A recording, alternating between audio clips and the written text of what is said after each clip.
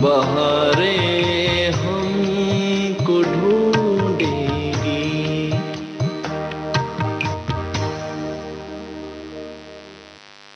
बहारें हमको ढूंढेंगी। ये कार्यक्रम केंद्रित है मशहूर कोरियोग्राफर पीएल राज पर।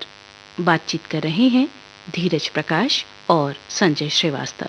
आइए सुनते हैं इस कार्यक्रम का अंतिम भाग। धीरज, 1978 में एक फिल्म आई थी डॉन। इसकी कोरियोग्राफी भी पीएल राज साहब की थी। प्रोड्यूसर थे नरीमन ईरानी। फिल्म को डायरेक्ट किया था चंद्र बारोट ने। कलाकारों के बारे में सब लोग जानते हैं, अमिताभ बच्चन, जीनत अमान और प्राण। इस फिल्म के बनने की कहानी भी बड़ी रोचक है, बल्कि ऐसा कहना चाहिए कि बड़ी रोमांचकारी है और बड़े उतार चढ़ाव लिए हुए है।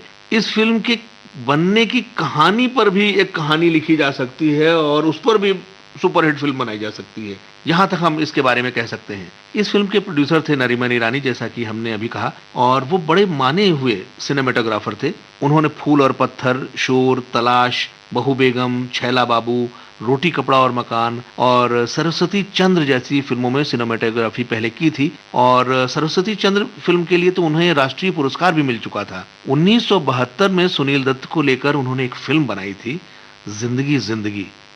बुरी तरीके से फ्लॉप हुई थी और दिवालिया हो गए थे नरीमन ईरानी साहब। इसके चलते उन्हें भारी नुकसान उठाना पड़ा था और वो कर्ज में बुरी तरह डूब गए थे, जिससे निकलने का कोई रास्ता सूझ नहीं रहा था। और रोटी कपड़ा और मकान की शूटिंग के वक्त अमिताभ बच्चन, नरीमन ईरानी, जीनत अमान और चंद्र बारोट एक साथ काम कर रहे थे। अमिताभ और जीनत जहां रोटी कपड़ा और मकान में मुख्य कलाकार थे, वहीं नरीमन ईरानी साहब इस फिल्म में सिनेमेटोग्राफर थे और चंद्र बारोट इस फिल्म में मनोज कुमार के सहायक निर्देशक थे। ईरानी की समस्या को देखते हुए, जो उनकी कर्ज में डूबे होने की समस्या थी, इन लोगों ने तय किया कि नरीमन ईरानी साहब एक और फिल्म बनाएं, जिसमें मुख्य कलाकार होंगे अमिताभ बच्चन और जीनत अमान। इस फिल्म को डायरेक्ट करेंगे चंद्र बारोट। जब ये सब तय हो गया तो सलीम जावेद से कहानी के लिए रिक्वेस्ट किया गया।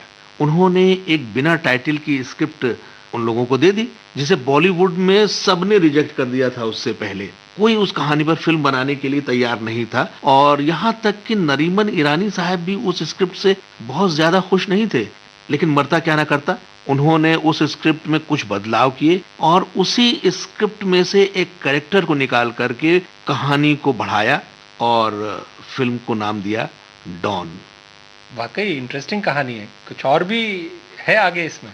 बिल्कुल धीरज, योजना के अनुसार फिल्म बननी शुरू हो गई। फिल्म को पूरा होने में 3.5 साल लग गए, लेकिन फिल्म पूरी हो पाती इससे पहले एक दूसरी ट्रेजेडी हो गई। नरीमन ईरानी साहब की मृत्यु हो गई एक एक्सीडेंट में। डायरेक्टर चंद्रा बारोट भी बुरी तरीके से आर्थिक कठिनाइयों में फंस गए, लेकिन जो दोस्त को दिया हुआ कमिटमेंट था उसको उन्होंने पूरा किया। फिल्म किसी भी कॉस्ट पर वो पूरी करना चाहते थे और उन्होंने उस फिल्म को पूरा किया। चंद्र बारोट साहब ने जब ये फिल्म कंप्लीट कर ली, और वो मनोज कुमार के सहायक रहे थे, बहुत मानते थे मनोज कुमार साहब को, तो सबसे पहले उन्होंने फिल्म मनोज कुमार साहब को दिखाई और उनसे राय मांगी कि क्या करना चाहिए। मनोज कुमार साहब ने सिर्फ एक राय दी कि इंटरवल के बाद एक गाना इसमें रख दो। चंद्र बारोट साहब ने ये राय उनकी मान ली और इसके फलस्वरूप फिल्म में वो गाना जो आज भी सब लोग गाते हैं, सुनते हैं, पसंद करते हैं, मजा लेते हैं, वो जोड़ा गया। और इस तरीके से इस फिल्म में गाना आया। मुझे लगता है आप खाई के पान बनारस वाला की बात कर रहे हैं। बिल्कुल, क्योंकि ये कहानी मुझे भी मालूम है कि ये गाना किसी और फिल्म के लिए लिखा गया था। इससे भी आपको पता चल जाएगा कि जस्ट इंटरवल के बाद ये गाना फिल्म में इंट्रोड्यूस होता है। अगर हमारे श्रोताओं को वो फिल्म उन्होंने देखी होगी तो याद आए। धीरज, फिल्म जब रिलीज हुई, देखिए कितनी कहानियां जुड़ी हुई हैं। पहले हफ्ते के बाद इसे सब लोगों ने फ्लॉप करार दे दिया, लेकिन एक हफ्ते के बाद फिल्म ने जो रफ्तार पकड़ी, बाकी सब लोग जानते हैं कि ये इतिहास की सुपरहिट, बल्कि सुपर डुपर हिट फिल्मों में से एक है। इस फिल्म में चूंकि ये शुरुआत की गई थी, जैसा आप बता रहे थे कि नरीमन ईरानी साहब को कर्जे से मुक्ति दिलाने के लिए फिल्म बनाई गई थी, तो फिर उस स्टोरी का क्या हुआ? धीरज, शुरुआत में जो भी पैसा आया वो पैसा सारा का सारा नरीमन ईरानी साहब की विधवा को दे दिया गया, जिससे कि सारा कर्ज उतार दिया जाए। लेकिन ये फिल्म ऐसी दौड़ रही थी कि फायदे पे फायदा, प्रॉफिट पे प्रॉफिट, मुनाफे पे मुनाफा होता जा रहा था। तो बाद की जो कमाई हुई वो कलाकारों को उसमें से हिस्सा दिया गया। धीरज इनिशियली चूंकि दोस्ती का मसला था, सबने कहा था कि हम इस फिल्म में काम करने का पैसा नहीं लेंगे। अमिताभ बच्चन, जीनत अमान और चंद्र बारोट तीनों ने ये फैसला किया था कि इस फिल्म के लिए एक भी रुपया वो नहीं लेंगे। बाद में लेकिन उनको पे किया। बाद में जब फिल्म इतनी सुपरहिट हो गई कि कर्ज उतारने के बाद भी इतना पैसा उन लोगों को मिला, फिर उस प्रॉफिट में सबको हिस्सा दिया गया। संजय, एक बात मैं भी जोड़ दूं इसमें, फिल्म के गीत तो सारे ही सुपरहिट हुए, लेकिन कोरियोग्राफी के एंगल से अगर हम देखेंगे तो दो गीत बहुत जबरदस्त रहे हैं इस फिल्म में। पहला तो ये मेरा दिल प्यार का दीवाना, जो हेलन के ऊपर पिक्चराइज किया गया था, और दूसरा है वही खाई के पान बनारस वाला, जिसकी बात आपने अभी बताई। इस गीत के साथ मैंने एक बात बताई थी कि ये गीत किसी और फिल्म के लिए लिखा गया था। ये गीत दरअसल लिखा गया था फिल्म बनारसी बाबू के लिए, और पिक्चराइज किया जाना था इस गीत को देवानंद के ऊपर, लेकिन बनारसी बाबू में ये गीत इस्तेमाल नहीं हुआ। और जब डॉन में इस गीत को जोड़ने की बात आई तो दोनों फिल्मों के संगीतकार थे कल्याण जी आनंद जी, तो उन्होंने ये गीत यहाँ पे फिट कर दिया, और बाद में तो इस गीत ने जो धमाल मचाया है हम सबको मालूम है। सुनते हैं इसी गीत को यहाँ पर। ओ खई के पान बनारस वाला, ओ खई के पान बनारस वाला, खुल जाए बंद अकल का ताला। ओ खई के पान बनारस वाला, खुल जाए बंद अकल का ताला। फिर तो ऐसा करे धमाल, सीधी कर दे सबकी चाल। ओ छोरा गंगा किनारे वाला, ओ छोरा गंगा किनारे वाला, भाई के पान बनारस वाला, खुल जाए बंद अकल का ताला।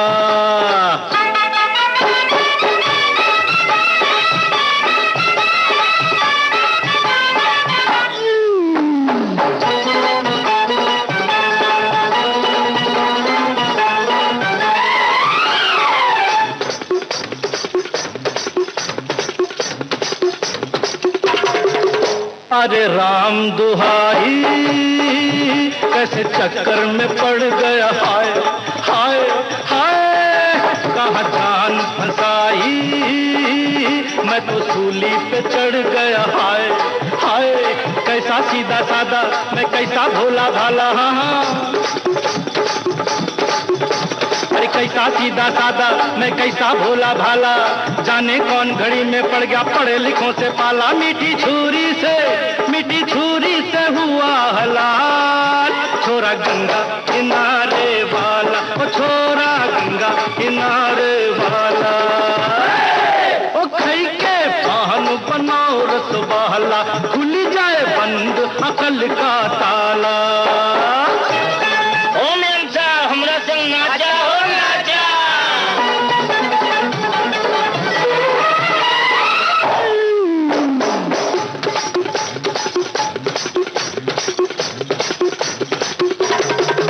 एक कन्या कुंवारी हमारी सूरत पे मर गई, हाय हाय हाय, एक मीठी कटारी हमें दिल में उतर गई, हाय हाय, कैसी गोरी गोरी वो तीखी तीखी छोरी, वावा कैसी गोरी गोरी वो तीखी तीखी छोरी, करके जोरा जोरी कर गई हमरे दिल की चोरी। मिली छोरी तो हुआ निहाल, छोरा गंगा किनारे वाला, ओ छोरा गंगा किनारे वाला। ओ खई के पान बनारस वाला, खुल जाए बंद अकल का ताला। ओ खई के पान बनारस वाला, खुल जाए बंद अकल का ताला। फिर तो ऐसा करे धमाल, सीधी कर दे सबकी चाल। ओ छोरा गंगा किनारे वाला, ओ छोरा गंगा किनारे वाला, ओ छोरा गंगा किनारे वाला। संजय, डॉन के बाद पीएल राज के डांस डायरेक्शन वाली कई और भी फिल्में आई। फंदेबाज आई, परमात्मा, तृष्णा, काला आदमी, द ग्रेट गैम्बलर और सरगम। सरगम जयाप्रदा की पहली हिंदी फिल्म थी, दक्षिण में वो पहले से स्टार थीं। ये फिल्म एक तेलुगु फिल्म का रीमेक थी और जो ओरिजिनल फिल्म थी उसका नाम था सिरी सिरी मूवा। इस फिल्म को डायरेक्ट किया था के विश्वनाथ साहब ने और फिल्म के ओरिजिनल वर्जन का निर्देशन भी उन्होंने ही किया था। जया प्रदा ने मूल फिल्म में भी वही रोल किया था जो उन्होंने हिंदी फिल्म सरगम में किया। ये फिल्म उस साल की सबसे बड़ी हिट फिल्मों में थी और इस फिल्म को करने के बाद जया प्रदा रातों रात हिंदी फिल्मों में स्टार बन गई थी। धीरज, इसके आसपास ही अमिताभ बच्चन के डबल रोल वाली film I the great gambler. उसका वो गीत तो ऑल टाइम हिट्स में शामिल है। दो लफ्जों की है दिल की कहानी, या है मोहब्बत या है जवानी। मेरा भी पसंदीदा गीत है ये। सबका ही होगा धीरज। इसके बाद 1980 में शान आई। ये फिल्म अमिताभ बच्चन की थी और इसमें थे शशि कपूर, शत्रुघ्न सिन्हा, सुनील दत्त, बिंदिया गोस्वामी, परवीन बॉबी और साथ में राखी भी थी इस फिल्म में। फिल्म शोले के डायरेक्टर रमेश सिप्पी ने डायरेक्ट की थी और इस फिल्म को भी सलीम जावेद साहब ने ही लिखा था। रमेश सिप्पी इस फिल्म में शोले की पूरी कास्ट को रिपीट करना चाहते थे, लेकिन डेट्स की समस्या की वजह से वो ऐसा नहीं कर सके। हालांकि ये उनकी बहुत बड़ी इच्छा थी, क्योंकि शोले अपने आप में जबरदस्त फिल्म उन्होंने बनाई थी। उसके बाद वो चाहते थे कि सारे के सारे कलाकार इस फिल्म में भी हों। ऐसा हो नहीं पाता धीरज। बहुत बार आप बहुत कुछ चाहते हैं, क्योंकि पूरे के पूरे कलाकारों की डेट्स मिल पाएं, तो वो शायद प्रैक्टिकल नहीं था, पॉसिबल नहीं हुआ। और उस वक्त के सारे बड़े कलाकार थे, उनके अपने भी कमिटमेंट्स शायद रहे होंगे। धीरज, ये फिल्म मोहम्मद रफ़ी की आखिरी फिल्मों में से भी थी जिसमें उन्होंने गाना गाया। इस फिल्म में रफ़ी ने पहली बार आर.डी. बर्मन साहब के साथ गाना गाया था, लेकिन मिस फॉर्चून, ये गाना रिकॉर्ड होता इससे पहले ही रफ़ी साहब की अचानक मृत्यु हो गई। पंचम ने इस गाने को रिहर्सल के समय जो गाया था रफ़ी साहब ने, पूरा का पूरा ज्यों का त्यों रिकॉर्ड कर रखा था और उसी रिहर्सल की रिकॉर्डिंग को पंचमदा ने फिल्म में यूं का यूं इस्तेमाल किया। एक बात और, ये गीत एक डांस सीक्वेंस है और इस गीत को पीएल राज साहब ने कोरियोग्राफ किया। ये भी आज तक याद किया जाता है। यम्मा यम्मा यम्मा यम्मा ये खूबसूरत समा, यम्मा यम्मा यम्मा यम्मा ये खूबसूरत समा। बस आज की रात है जिंदगी, कल हम कहाँ तुम कहाँ। बस आज की रात है जिंदगी, कल हम कहाँ तुम कहाँ।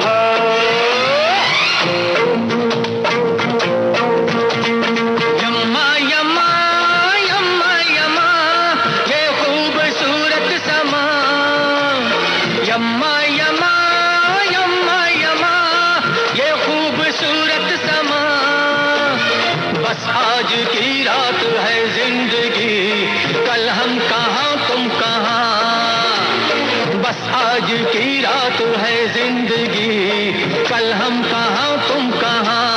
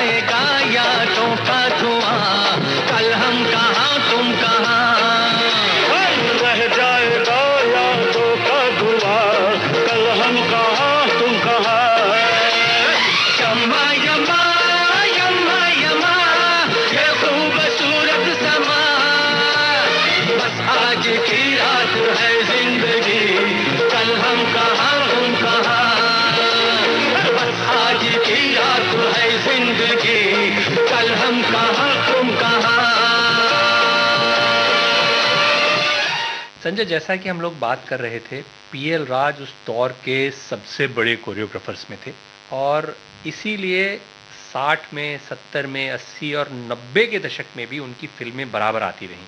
81 में एक फिल्म आई थी कालिया, आपको याद होगी, अमिताभ बच्चन की सुपरहिट फिल्म थी और उस वक्त की क्लासिक फिल्मों में से है जब अमिताभ की एंग्री यंग मैन वाली जो इमेज थी उसकी फिल्में बन रही थी बराबर और चल भी रही थी, धड़ाधड़ चलती थी उस वक्त एंग्री यंग मैन वाली इमेज की फिल्में अमिताभ की। ये फिल्म उन फिल्मों में से है जिनकी वजह से उनकी ये इमेज और उनका स्टारडम दोनों और ज़्यादा सीमेंट हुए। ये फिल्म एक एक्शन फिल्म थी, इसे लिखा और डायरेक्ट किया था टीनू आनंद साहब ने। फिल्म में अमिताभ के अलावा जो दूसरे मुख्य कलाकार थे वो थे परवीन बॉबी, कादर खान, आशा पारेख, प्राण और अमजद खान। फिल्म का एक डायलॉग आज भी याद करते हैं लोग, हम जहां खड़े हो जाते हैं, लाइन वहीं से शुरू हो जाती है। बहुत पॉपुलर हुई है ये लाइन। इस फिल्म के गीत लिखे थे मजरूह सुल्तानपुरी ने और संगीत दिया था आर डी बर्मन ने। फिल्म और म्यूजिक दोनों सुपरहिट हुए और एक गाना है इस फिल्म में जो उस वक्त हर पार्टी में, नाइट क्लब में, हर जगह बराबर सुनाई पड़ता था, जहां तेरी ये नज़र है मेरी जान मुझे खबर है। गीत तो वैसे इस फिल्म के और भी सुपरहिट हुए हैं, लेकिन श्रोताओं को ये गीत हम सुनवाते चलते हैं। धीरज, इस गीत की भी कोरियोग्राफी पीएल राज साहब ने ही की थी और अमिताभ बच्चन के साथ उनका एसोसिएशन लगातार जारी रहा। ये गीत उनकी कोरियोग्राफी के सबसे अच्छे गीतों में से भी गिना जाता है।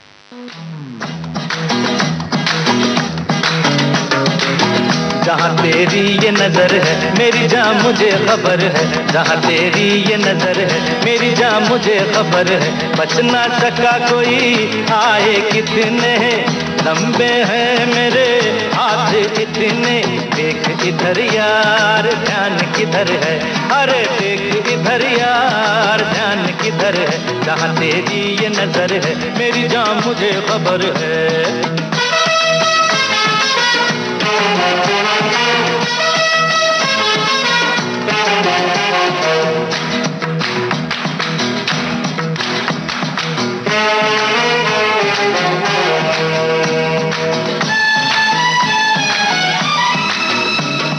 क्यों नहीं जानी तू ये समझता, काम नहीं ये है तेरे बस का, कुकड़ू कुकू।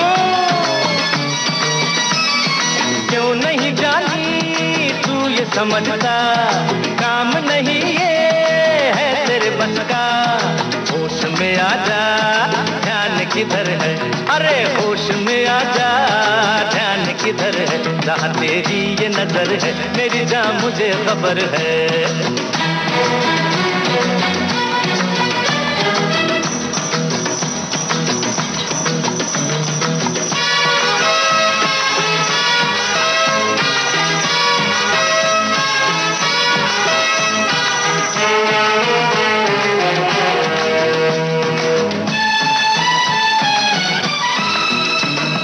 मेरी तरफ जो उठा है तन के, कट के वही हाथ गिरा बदन से,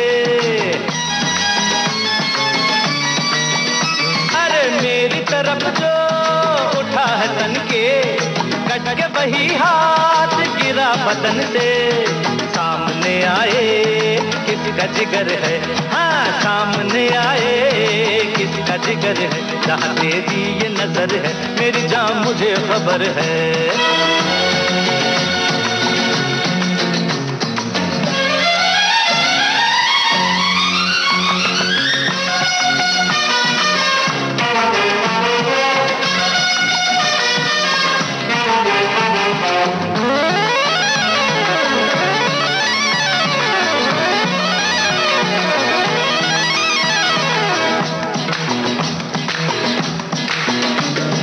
चाल ये बंदा ऐसी भी चल जाए, बंद हो मुट्ठी अरे चीज निकल जाए, गिली गिली गिली छू छू छू, अरे चाल ये बंदा ऐसी भी चल जाए, बंद हो मुट्ठी अरे चीज निकल जाए, ये भी करिश्मा देख इधर है, हाँ ये भी करिश्मा देख इधर है, जहाँ तेरी ये नजर है मेरी जान मुझे खबर है, जहाँ तेरी ये नजर है मेरी जान मुझे खबर है। बच ना सका कोई आए कितने लंबे हैं मेरे हाथ इतने, देख इधर यार ध्यान किधर है, अरे देख इधर यार ध्यान किधर है।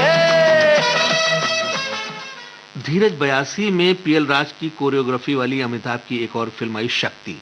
ये एक ट्रिलॉजी थी, शोले, शान और शक्ति, ये तीनों फिल्में रमेश सिप्पी ने एक ट्रिलॉजी के अंतर्गत, मतलब तीनों फिल्मों का एक समूह कह लीजिए, उसके तहत बनाई थी। अमिताभ के साथ पीएल राज का साथ शुरू हुआ था सन 72 में, फिल्म थी बॉम्बे टू गोवा। उसके बाद अमिताभ के साथ उन्होंने बहुत सी फिल्में की और ये सिलसिला चलता रहा। फिल्में थी बेनाम, जमीर, शोले, ईमान धर्म, कस्मे वादे, डॉन, मुकद्दर का सिकंदर, एक से बढ़ के एक फिल्में दी हैं। सारी सुपरहिट फिल्में हैं हिंदुस्तान के फिल्मी इतिहास की। द ग्रेट गैम्बलर, शान, बरसात की एक रात, कालिया, देश प्रेमी, खुद्दार, शक्ति, नास्तिक, पुकार, इंद्रजीत और इंसानियत, ये सारी फिल्मों में अमिताभ बच्चन और पीएल राज साहब ने एक साथ काम किया। एक से एक बढ़कर गीत दिए, सुपरहिट म्यूजिक था इन सब फिल्मों में, आज भी याद की जाती हैं। संजय, उनके कोरियोग्राफी के साथ कुछ चीज़ें थीं जो उनको दूसरे कलाकारों से अलग करती हैं। बेसिकली वो थे तो कोरियोग्राफर पीएल राज साहब, लेकिन वो गीतों में जब गीत की शुरुआत होती है तो पहले म्यूज़िक डायरेक्टर और लिरिसिस्ट की बैठक होती है। वो उनको अपना म्यूज़िक सुनाते हैं और कहते हैं कि इस तर्ज पे आपको गीत लिखनी, तो वो वहीं से वो इन्वॉल्व हो जाते थे, क्योंकि धुन तो अंततः वही रहनी है अंत तक, चाहे शब्द उसमें कुछ भी फिट हो जाए। कहते हैं उनको तबला, ढोलक, मृदंग, बांसुरी और भी कई जो म्यूज़िक इंस्ट्रूमेंट्स हैं उनको बजाने में बहुत अच्छी तरह से, उनको प्ले करने में उनको महारत हासिल थी। इसके अलावा एक और बात थी, कैमरा का उनको बड़ा ज़बरदस्त नॉलेज थी, और जो उनके गीतों की शूटिंग होती थी उसमें वो कैमरा हैंडल खुद ही करते थे। और कैमरा का उनको ज्ञान कितना ज़बरदस्त रहा होगा, उसके लिए मैं आपको एक चीज़ और बताता हूँ कि उन्होंने एक फिल्म में पूरी सिनेमेटोग्राफी की है, और वो फिल्म भी कोई ऐसी वैसी फिल्म नहीं है कि अननोन फिल्म हो, आए और निकल जाए और किसी को पता न चले। फिल्म है जाग उठा इंसान, जो मिथुन चक्रवर्ती और श्रीदेवी और राकेश रोशन की फिल्म है, और इस फिल्म की सिनेमेटोग्राफी के लिए उनको फिल्म फेयर अवार्ड भी मिला है। यानी सिनेमेटोग्राफी भी चाहते तो वो फिल्मों में कर सकते थे। धीरज, हम लोग बातचीत कर रहे थे फिल्म शक्ति की। इस फिल्म के मुख्य कलाकार थे अमिताभ बच्चन और उनके माता पिता की भूमिका में थे दिलीप कुमार और राखी। अमिताभ के साथ इस फिल्म में उनकी हीरोइन थी स्मिता पाटिल। फिल्म को लिखा था सलीम जावेद साहब ने, और ये इकलौती फिल्म है जिसमें दिलीप कुमार और अमिताभ बच्चन ने एक साथ काम किया, और पर्दे पर जो उनका आमना सामना होता था, दर्शक ताली बजाया करते थे। राखी इस फिल्म में अमिताभ की मां का रोल कर रही थी, जबकि उम्र में उनसे कहीं वो छोटी हैं, और कई फिल्मों में उनकी हीरोइन रही हैं।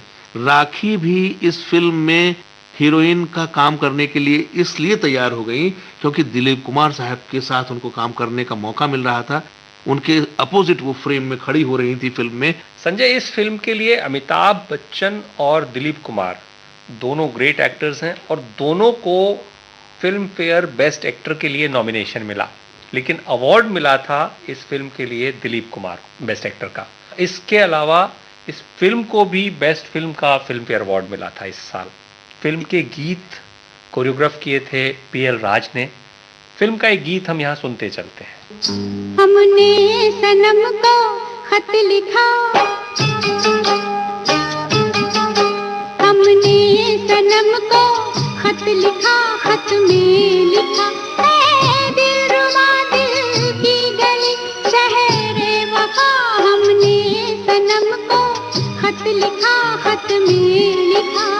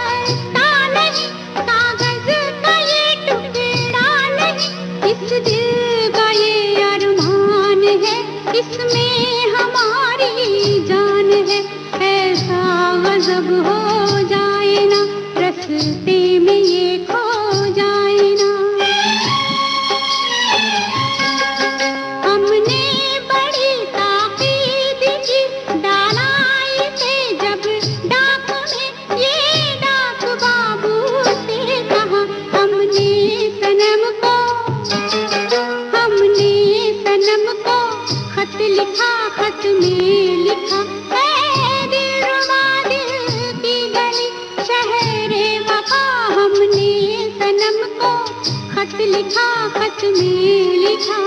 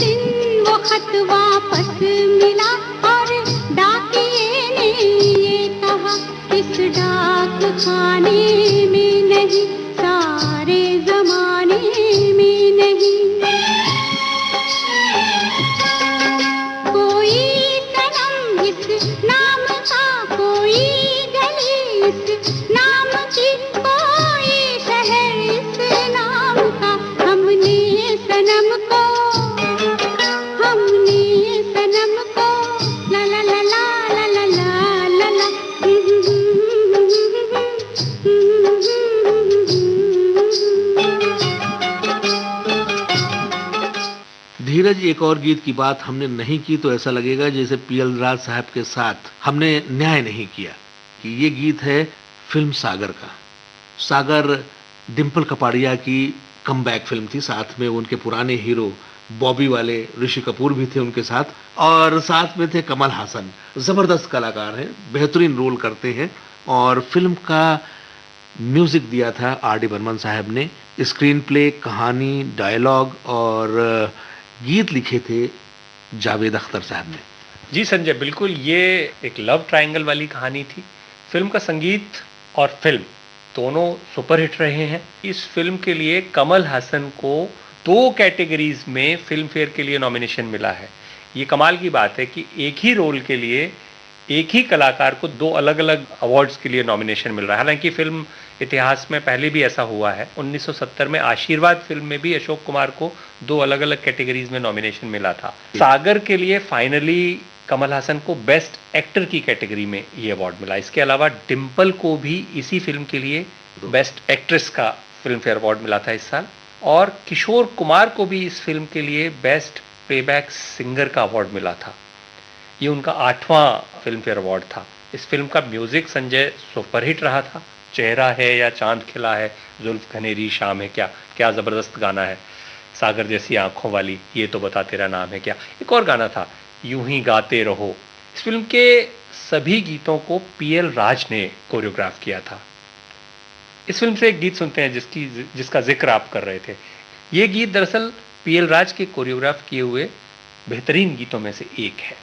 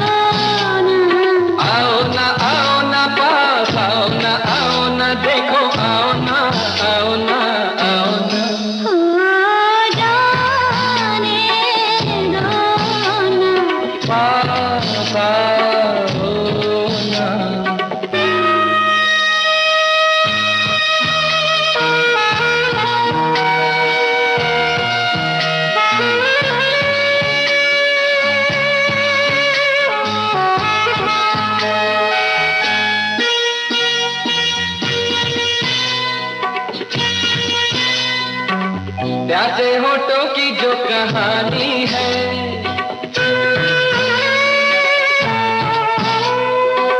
प्यासे होठों की जो कहानी है, पास आके तुम्हें सुनानी है।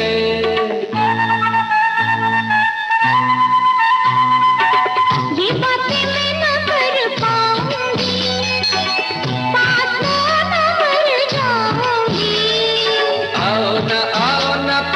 आओ ना देखो आओ ना, जाने दो ना, पास आओ ना।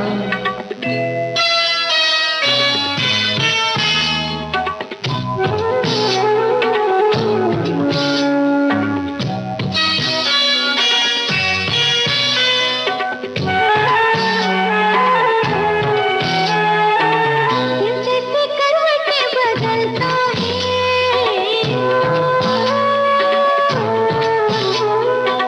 दिल जैसे करवटें बदलता है, मेरा तो सारा तन चलता है।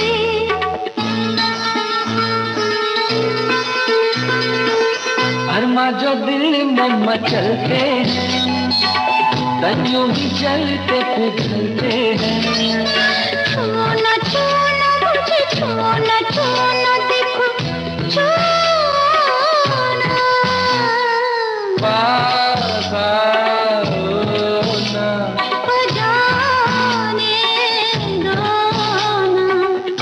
ना, आओ ना पास आओ ना देखो आओ ना, आओ ना आओ ना। ओ जाने दो ना, पास आओ ना।